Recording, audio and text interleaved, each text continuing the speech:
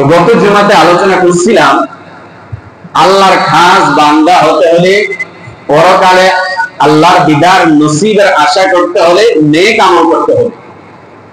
আর নেক আমল হলো রাসূল সাল্লাল্লাহু আলাইহি ওয়াসাল্লামের পদাঙ্ক অনুসরণ করার নামই হলো নেক আমল।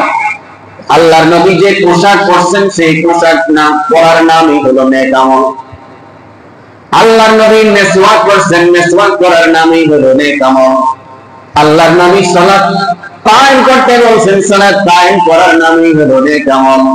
আল্লাহর নবী দান করতে বলছেন, দান করার নামই হলো নেক আমল।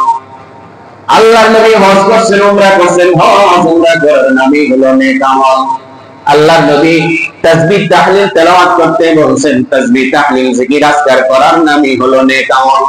আল্লাহর নবী সালাম দিতে বলছেন, সালাম দেওয়ার নামই হলো নেক আমল। অর্থাৎ রাসূল যে কাজ করেছেন, উম্মতকে যে কাজ করার আদেশ করেছেন, সেই কাজগুলো করার নামই হলো নেক আমল।